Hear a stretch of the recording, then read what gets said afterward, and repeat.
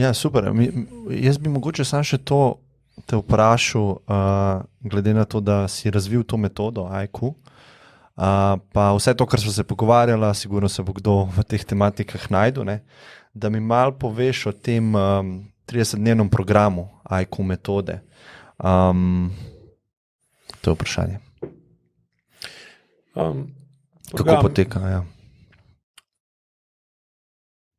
Razvil sem jih zaradi tega, ker sem opazil, da je največji problem pri zmanjševanju kronične zakrčenosti pa senzorno-motorne amnezije, ki povzroča to nekonsistentnost. Prav, pač stran, ko delaš, razložiš, ga naučiš, pa ga pošlješ domov, naj doma to sam počne. In tam se pol pride do problema, da bolj, ko se nauči sprostiti, z več potlačenimi stvarmi iz preteklosti se začne soočati. In pol od njih pobegne spet nazaj v zakrčenost, ker mu je lažje za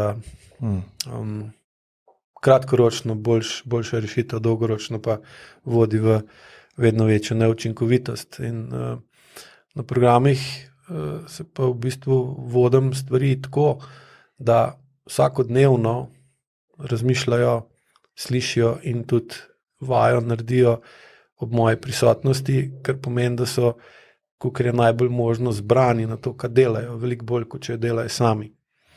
Pa v teh 30 ali pa tudi 60-dnevni programi, sploh pri dihanju imam 60-dnevni program, ker je tam pride do zelo močnih sproščanj.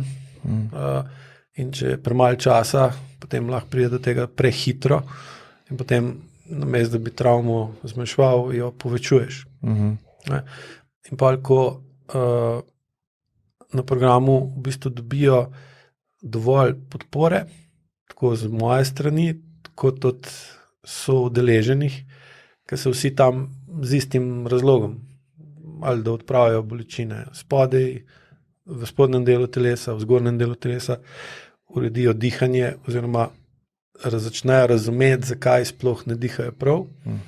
Spet namen programa.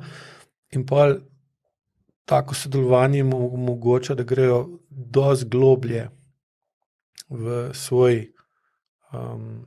izvorni problem, ker imajo tudi na koncu zraven ljudi, ki so šli skozi podobne stvari in so zdaj v podobnem procesu in pa en druga dopolnjujejo. In je pol ta skupinska energija, ki vsi grejo v isti cilj, v bistvu povečuje sposobnost vsakega posameznika v tej skupini, da gre naprej, da se upa iti bolj globok in se ne ustavi tudi, ko zaradi recimo vaje čuti, da ga spet nekaj boli, ki ga že 10 let ni, ali pa da gre ven iz cone normalnosti, iz območja normalnosti v območje učenja in se tam v bistvu začne učiti, zakaj sebe dojema na tak način, ali pa zakaj recimo so njegovi gibi med vajo specifični na določenem področju. Včeraj je en začel povezovati to, da je zaradi lastnega očeta, ki je bil pretirano agresiven, pretirano vzkipljiv, je on, ker ni hotel biti tak kot on, plus tega je mogel s svojim vedenjem uravnotežiti pretiravanje očeta, ne more do konca izdihniti. In ko je že mislil, vaja pač tako narejena, da te vodi, da čist do konca izdihneš, čist do konca, da res nimaš več niti malo zraka, ki bi ga lahko ven porinil, je opazil, da ko je on bil prepričan, da je že do konca izdihnil, da imel še saj za 1/3 zraka noter, ki ga prej sploh ni opazil, da je tam. In pa je tudi povezal, da tudi, ko je izvajal dejanja, da se je pri izvajanju dejanj prehiter ustavil, ker je rekel, to je to, tukaj je konc. Čeprav v bistvu še ni bil konc in bi mogel iti še naprej, ampak je dobil tak občutek, da je to. Pol kasneje je pa itak spoznal, da se je zmotil. Sam pa je že prepozno. In recimo na programu te stvari in ko je včeraj to razlagal, ne, je ostalih, 40, ki jih je bilo zraven, pa je to poslušal, pri sebi prihajali, sej, pri meni je podoben to, ali pa moj mož, ali pa žena ima take težave in s tem se dviga njihovo sposobnost, da se učijo, in s tem sebe dvigujejo višje gor in so potem manj občutljivi na, ali pa manj potrebe imajo, da jih drugo znanje, ki ga je nekdo drug razvil v obliki, pametne ure ali pa avta, ki ima asistenco, je manj odvisen od tega znanja, kar pomeni, da se mu na ta način dviga povezava telo-zavest in tudi nima odpora do tega, da bi bolj čutil telo. Zdaj, kaj se pa zgodi? Bolj kot čuti telo, bolj realno dojema čas. In pa se izogne tej osnovni, kot sem že prej razlagal, začetni napaki, zaradi katerih imamo toliko težav, da čas ne dojemamo takšen, kot je, ampak ga poskušamo vedno neki ali upočasniti, takrat, ko nam je lepo, ali pospešiti, takrat, ko nam je težko. Sebi naredi, samo ne dojemamo ga takšen, kot je. Isto tudi zaradi družbe in na koncu tudi standard, ki ga imamo, je posledica tega, da čas jemljemo narobe, ampak je pa tudi cena, ki jo plačamo za to. Kar izvoli. No, to je namen programa. Itak je tudi tako, da če nekdo ima večje težave ali pa močnejše kronične težave, je 30 ali 60 dni ni zadost. Sam nudimo pa, da to bistveno bolj razume in pa se pa lahko odloči, da bo šel še v drug program ali pa sam nadaljuje naprej, dokler ne vidi, da spet rabi nek support, neko vodenje, da tisti občutek nesigurnosti v sebe, ki smo ga spet podedovali oziroma pridobili v otroštvu, ker če nisi mogel zaupati, recimo, tako sem prej razlagal, moški je razumno za pričakovati, da ni mogel zaupati svojemu očetu, ker je videl, da je oče pač preveč vzkipljiv, vročekrven, imel je za to jasno svoje razloge, ampak zdaj, če on ne zaupa očetu, kako bo pol sebi,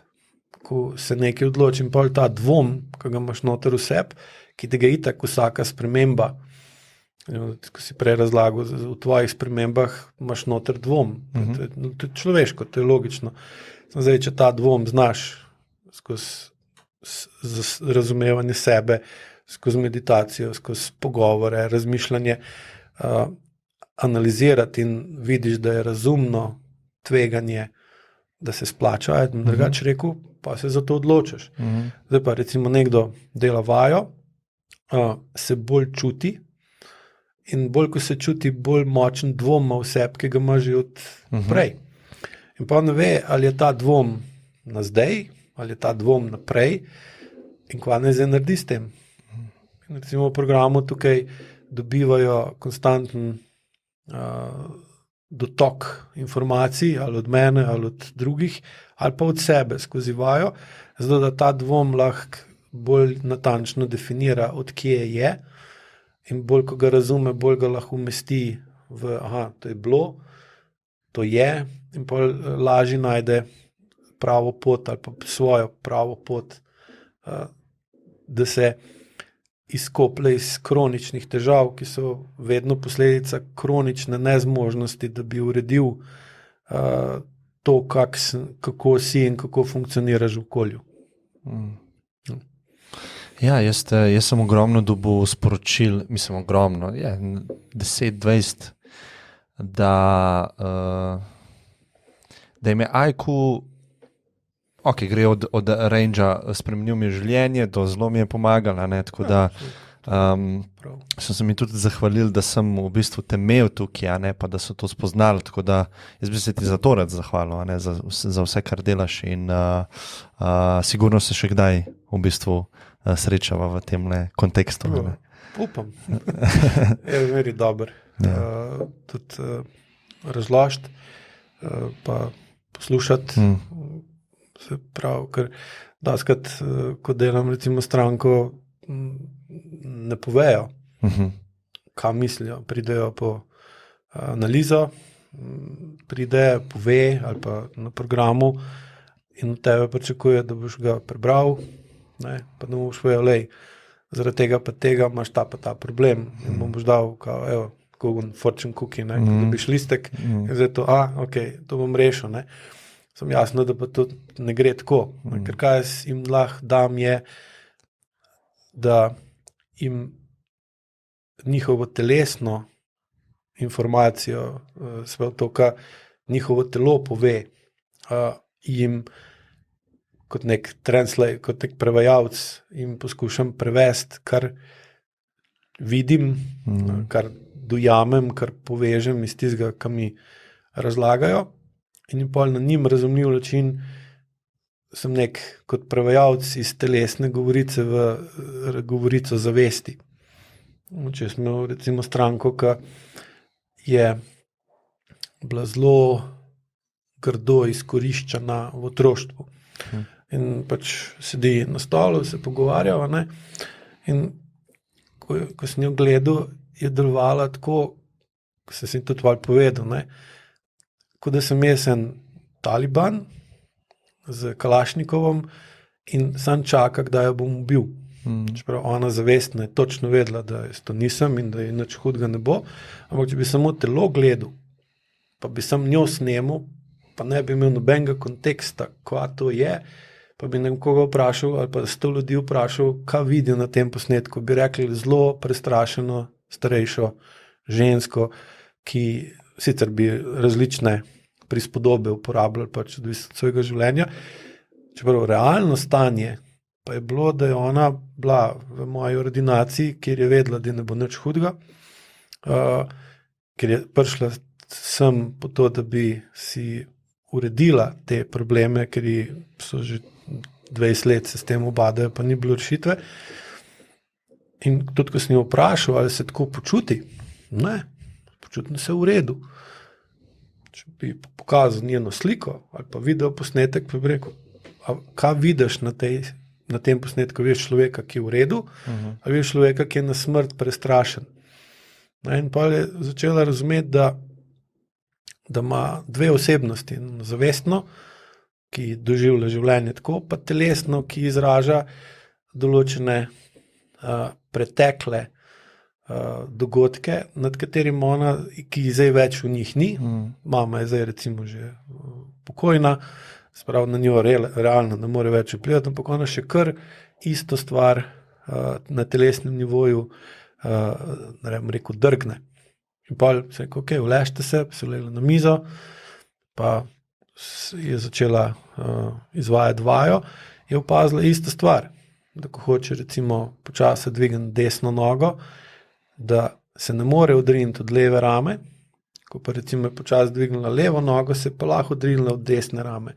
In ne glede na to, kako sem jaz opozarjal na to, pa ji razlagal, pa jo vodil, da to naredila, je videla, da kljub polni zavesti in čist jasni informaciji, kaj hoče narediti, in tudi zavedanju, da to, kar hoče narediti, ni na noben način pretežko za njo, da rab neke posebne, ne vem, sposobnosti, kakorkoli se je trudila, ni mogla tega narediti. In je spet videla, da je velika razlika med tistim, kar ona misli, pa kar dejansko njeno telo deluje. Ne? In zdaj ta razlika med njima dvema, pa večje, ko je, pa dlje, ko traja, v večje kronične težave pripelje. Tako kot recimo v podjetju, če direktor razume poslovanje podjetja tako, delavci pa drugače, kam bo to šlo? Dlje, ko bo tako, slabše bo podjetje delovalo in bo prišlo, neminovno bo prišlo do depresije v delovanju podjetja. Zdaj, koliko bo pa močne, pa odvisno od tega, kdaj bo nekdo rekel, ok, zdaj pa moramo to spraviti na skupni imenovalec. In jaz v bistvu in na programih in tako v živo poskušam ljudem razložiti, kako ti zdajajo, pa kakšni so možni razlogi, da so takšni, kaj se je mogli z njimi dogajati v preteklosti, in pa začnejo razmišljati in se začnejo tudi skozi vaje, ker so manj zakrčeni, začnejo bolj spominjati določenih dogodkov, ker so oboroženi z določenim znanjem, ki ga prej niso imeli, in jih je manj strah začutiti to, kar imajo že tako v sebi, desetletja, in pa se začnejo premikati naprej in jih je vedno manj strah, vedno manj potrebujejo biti trdi, da lahko preživijo. Ker tukaj je tudi ena od stvari, na katerih haiku temelji, na zavedanju, pa razumevanju, da naše podzavesti so bile v preteklosti formirane in imamo noter polno pogojnih odzivov, ki so bili namenjeni preživetju. Danes pa hočejo vsi živeti. Preživeti pa živeti je pa razlika. Ne? In pa v bistvu se zavestno hočemo živeti, podzavesti imamo pa recimo programirane za preživetje. Pa spet to ni isto. Pa vidiš, da ljudje, ki bi lahko brez vsakih težav lepo živeli, se ubijajo ali na kolesih ali kakorkoli drugače. Kot da gre za preživetje. Ja, in ali se pa recimo uspešen podjetnik, ki mu podjetje gre super in bi lahko lepo, umirjeno živel, si najde v življenju en del življenja, kjer sam sebe spravi v situacijo, da mora se boriti za preživetje. In pa se vprašaš, zakaj pa to počne, ne? Ker dejansko na ta način nahrani podzavest, da dobi tisti občutek, to je normalno, zato ker njegov oče se mogel boriti za preživetje, med drugo svetovno vojno ali pa kdo ve kak, mislim, teh zgodb je ogromno. In to je nek osnoven koncept, po katerem delam, in pa ljudje počasi dojamejo, da je znotraj njega, da sta dve ali pa celo tri različni sloji, ki so med sabo nepovezani in ga telo s kroničnimi težavami vedno bolj kronično opozarja, da naj to poveže med sabo. Tako kot recimo država, če ima prevelik razkorak med zakonodajno, izvršno in sodno vejo, ta država ne more dobro funkcionirati in pa se morajo te ljudje skupaj usesti pa se zmeniti, kje pa kako bojo funkcionirali, da bo to boljš delali in pa bo vsem boljš. Pa kaj je cilj? Ja. In v telesu imate pa, telo, podzavest pa zavest. Zdaj, če te med sabo se ne znajo zmeniti, imamo štalo. Ja, lepo si to povedal. Super, hvala ti, pa vodi dobro. Hvala, ti tudi. Hvala.